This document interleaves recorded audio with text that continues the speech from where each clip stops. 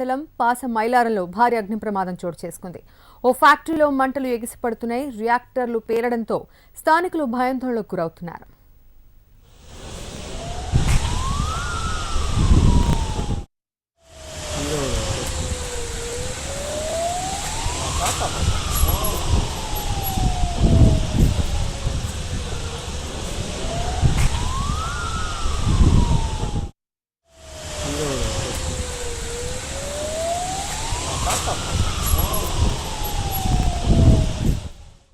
ఇదే విషయంపై మరింత సమాచారం మరి రిపోర్టర్ రంగాచారి నుండి తెలుసుకుందాం. రంగాచారి, ఈ ఘటనకు సంబంధించినటువంటి పూర్తి అప్డేట్స్ ఏ విధంగా ఉన్నాయి? అగ్ని ప్రమాదం సంబంధించినటువంటి పూర్తి అప్డేట్స్.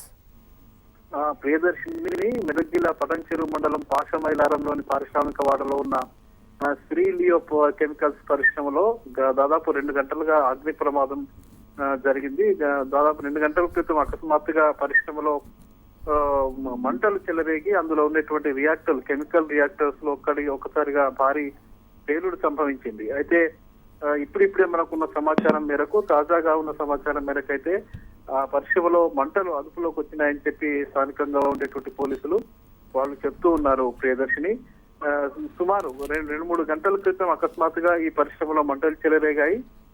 అక్కడ ఉండేటువంటి కెమికల్ రియాక్టర్ లో ఉండేటువంటి కెమికల్ కు సంబంధించిన వాటిలో ఒక్కసారిగా స్పార్క్ వచ్చి మన విద్యుత్ షార్ట్ సర్క్యూట్ తోటి సంఘటన జరిగి ఉంటుందని చెప్పి భావిస్తూ ఉన్నారు. ఆ మంటలు చెలరేగిన మంటలు ఒక్కసారిగా పరిశ్రమలంతటికి వ్యాపింపజేశాయి.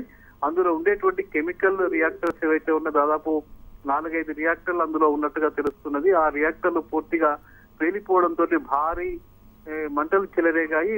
సమీపంలో ఉండేటువంటి పరిశ్రమలకు కూడా మంటలు వ్యాపించేటువంటి పరిస్థితి ఏర్పడింది. ఆ పరిశ్రమ మాత్రం పూర్తిగా దగ్ధమైపోయింది. ఈ పరిశ్రమ దాదాపు 2-3 నెలల క్రితమే ఇక్కడ ఏర్పాటైనట్టుగా తెలుస్తూ ఉన్నది.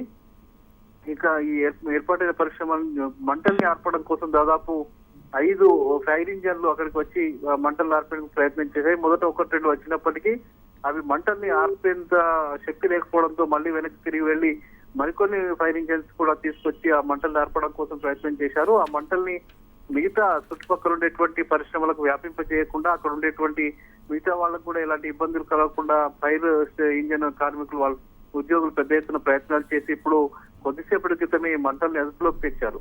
అయితే ముందు కొంత భయం కూడా కలిగింది. అయితే కార్మికులకు ఎవరికైనా నష్టం జరిగిందా అనే ఒక అనుమానం కలిగింది. కానీ తాజాగా ఉన్న సమాచారం మేరకు అయితే అందులో అప్పుడు పనిచేసిన రంగాచారి, థ్యాంక్ యూ.